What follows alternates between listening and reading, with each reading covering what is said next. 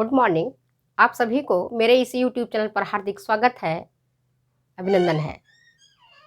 आप लोग की डिमांड थी मैडम पीआरए समझा दीजिए, तो मैंने पिछले वीडियो में पीआरए के बारे में बताया है कि पीआरए होता क्या है।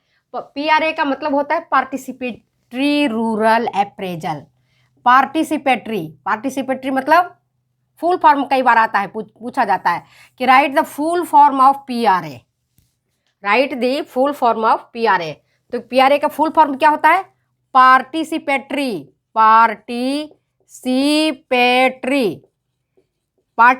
का हिंदी मतलब होता है सहभागिता। रूरल आप सब जानते हो, रूरल आर से हो गया रूरल। रूरल का मतलब होता है ग्रामीण, गांव। और ए से होता है अप्रेजल। ए से क्या मतलब होता है? अप्रेजल। अप्रेजल का मतलब होता है मूल्यांकन। मूल्यांकन। पिछले वीडियो में मैंने आपको पीआरए के बारे में डिटेल्स में चर्चा की है कि पीआरए होता क्या है और पीआरए क्यों किया जाता है, किसने सबसे पहले पीआरए की महत्व को समझा और किसने सबसे पहले पूरे दुनिया में इसका प्रचार प्रसार किया। तो अगर आप पीआरए के बारे में डिटेल्स जानना चाहते हैं तो पिछले वीडियो में जाकर के आप देख सकते हैं। आज के इस वीडियो में मैं ये बताऊंगी कि पीआरए की कौन कौन सी विधियां हैं, मूल्यांकन करने की कौन कौन सी मेथडोलॉजी है, किस प्रकार की विधियों से कौन कौन से मेथड्स हैं, है ना, जिसके माध्यम से आप पीआरए को नाप सकते हो, है ना।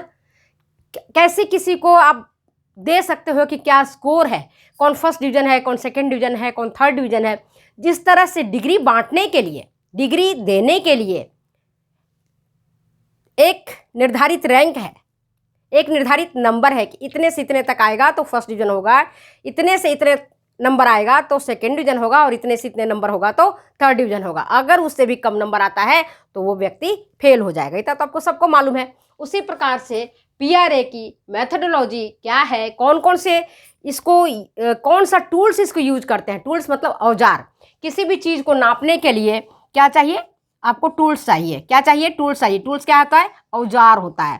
टूल्स क्या होता है? औजार होता है। तो कौन कौन से औजार से, कौन कौन से इक्विपमेंट से या कौन कौन से टूल्स के माध्यम से आप पीआरए को माप सकते हो। तो पीआरए मापने की जो विधियां हैं उसमें सबसे पहला विधि जो है वह आता है आपका, कौन सी है? सहभागिता मैपिंग।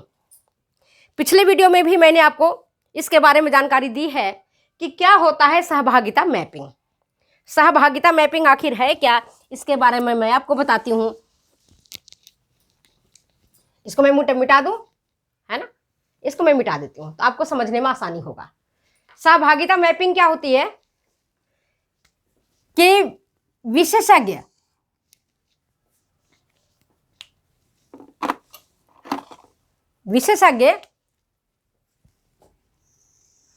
गांव वाले के साथ मिलकर के, गांव के लोगों के साथ मिलकर के मैपिंग करता है। मैपिंग तो आपको मालूम है, चित्र बनाता है, मैपिंग करता है।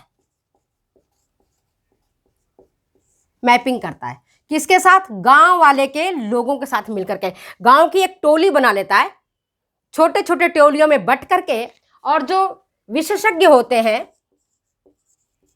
विशेषज्ञ कौन से? जो कार्यक्रम बनाना चाहते हैं। विशेषज्ञ कौन से?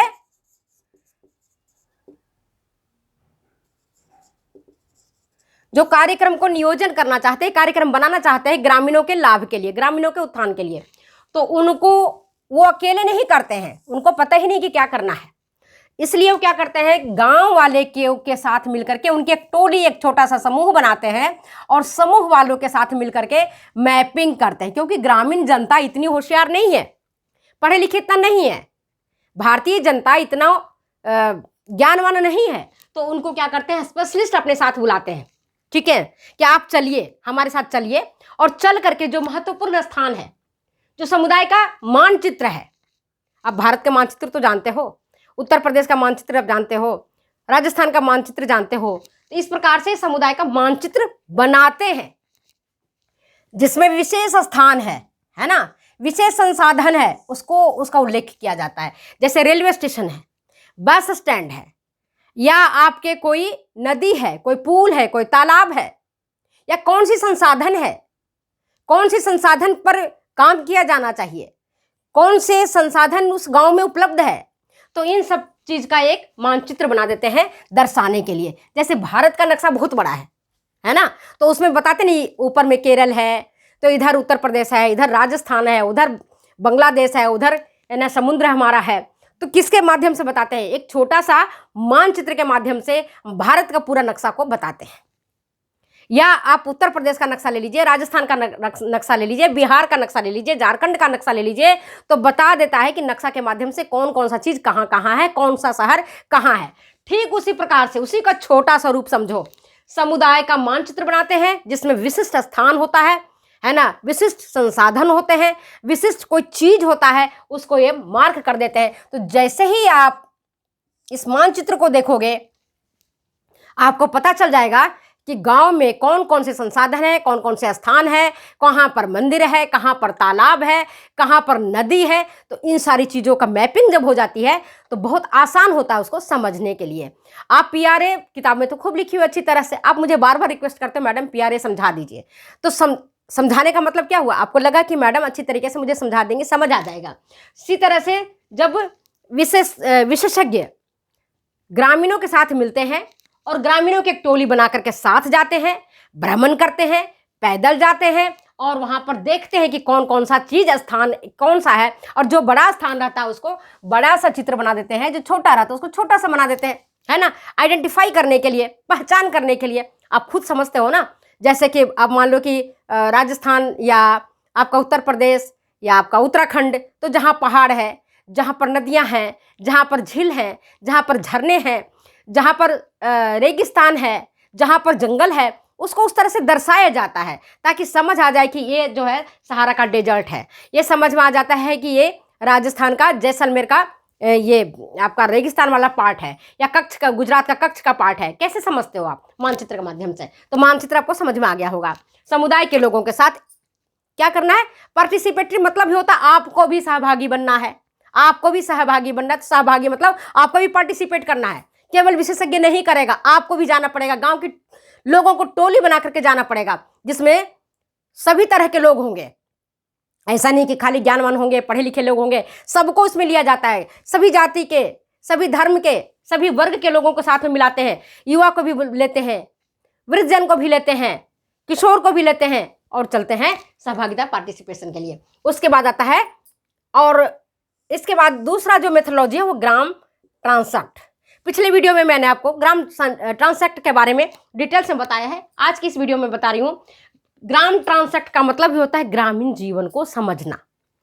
पार्टिसिपेटरी मतलब क्या होता है? लोगों के साथ मिल करके, लोगों की रुचि को ध्यान में रखते हुए, लोगों के ज्ञान का, लोगों की समझ को ध्यान में रखते हुए ग्रामीण जीवन को समझने के लिए ग्राम ट्रांसैक्ट का काम किया जाता है। तो एक इंपॉर्टेंट टूल्स है ग्राम ट्रांसैक्ट। तीसरा आता है ऐतिहासिक दोहराव, हिस्टोरिकल।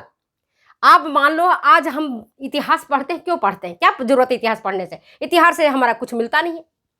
आप मैं अकबर पढ़ लिए, बाबर पढ़ लिए, या कुछ भी पढ़ लिया, तो उससे मुझे क्या मिला? कुछ नहीं मिला। केवल हम इसलिए पढ़ते हैं कि हम ऐसी कोई गलतियां ना करें जिसे हमारे पूर्वजों ने किया है, या जिस तरह से हमारे पूर्वजों ने अच्छे काम किए हैं, सत्कर्म किए हैं, उस तरह से हमें भी करना है, ताकि हमारा जो गांव का नाम है, हमारा जो खुद का नाम है, हमारे जो परिवार का नाम है, वो ऊंचा उठ सके। जिसने गलती की है उसको सुधारना है, और जिसने अच्छा काम किया, सत्कर्म किया, उसका और प्रचार प्रसार करना है और आगे बढ़ाना है। तो ऐतिहासिक दोहराव, ऐतिहासिक दोहराव में महत्वपूर्ण घटना के बारे में बताया जाता है। महत्वपूर्ण घटना क्या? इस गांव में कौन कौन से महत्वपूर्ण घटना हुई थी? आज़ादी हुआ, मान लो आज़ादी से पहले कई लोग कहेंगे ना, जैसे बक्सर में आप नाम सुना होगा, वीर कुंवर सिंह का नाम आपने सुना है, वीर कुंवर सिंह। इसी तरह से महारानी लक्ष्मीबाई का आपने नाम सुना है, अहिल्याबाई होलकर का आपने नाम सुना है। तो धर्म के क्षेत्र में, अपना संघर्ष के क्षेत्र में, कोई अपनी पढ़ाई के क्षेत्र में, कोई अपना बिजनेस के क्षेत्र में, कोई अपना आदमी इनोवेशन के क्षेत्र में कौन अच्छा अच्छा काम करता है, उस इतिहास को दोहराया जाता है, याद कराया जाता है, ताकि लोगों को उससे प्रेरणा मिले। अगर अच्छा रहा है तो और आगे बढ़ेंगे, और अगर उसमें कोई चीज़, कोई घटना ऐसा हुआ है जो बुरी घटित हुई है तो उस पर हम अंकुश लगाएंगे। इसीलिए हम इतिहास पढ़ते हैं, अन्यथा इतिहास पढ़ने की आवश्यकता क्या है? आप ही सोचिए, क्या है आवश्यकता है इतिहास पढ़ने की? ताकि हम समझें कि हमने पूर्व में कौन सी गलतियां की है, जिसका परिणाम मुझे क्या भुगतना पड़ा है, और जो बीत गया वही तो इतिहास है ना, जो बीत गया वो इतिहास है। हम लोग कहते हैं पुरानी बातों को भूल जाओ, ठीक है, जहाँ मेंटल अपने को स्ट्रांग बनाना है, वहाँ अगर हम फेल हो गए हैं तो हमको फेल भूल जाना चाहिए उन बातों को, कड़वी बातों को, लेकिन हमें उससे ये याद रखना है कि पिछली बार जो मैंने गलतियां की है वह गलतियां इस बार हमें नहीं होनी चाहिए, ठीक है। इसके बाद आता है कैलेंडर। ये चौथा मेथड है इसका, कैलेंडर। पीआरए की मुख्य 5 विधियां हैं। कितनी विधियां हैं? मुख्य 5 मेथड्स हैं, 5 टूल्स यूज किए जाते हैं पीआरए के, है ना, मूल्यांकन को विश्लेषण करने के लिए, मूल्यांकन को नापने के लिए, है ना। तो क्या एक है कैलेंडर। कैलेंडर से मतलब है कि क्या होता है, ग्रामीण जनता, ग्रामीण किसान गरीब होते हैं, गरीब तबके के हैं, तो वो क्या करते हैं, साहूकार से ऋण लेते हैं।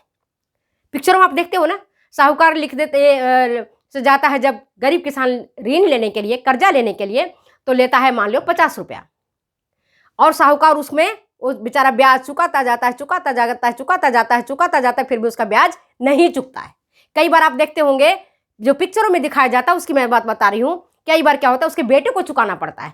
कई बार उस साहूकार की नज़र उनकी जो युवा पुत्री है उस पर पड़ जाती है, या उसकी युवा बहू है उस पर नजर पड़ जाती है, या उसकी युवा पत्नी उस पर नजर पड़ जाती है, कुनजर। आप पिक्चरों में देखते हैं, तो कैलेंडर से ये पता चलता है किस महीना में ऋण लिया गया, किस महीना में उधार लिया गया है, किस महीने में या किस वर्ष में कोई भयंकर बीमारी आई है, जैसे कोरोना किस वर्ष में आया है। तो ये कैलेंडर से ज्ञात किया जाता है कि 2020 में बहुत भयंकर कोरोना हुआ था इस गांव में काफ़ी लोग मर गए, है ना। किसी का पुत्र चला गया, किसी की पत्नी चली गई, किसी का पति चला गया, किसी के छोटे बच्चे चले गए।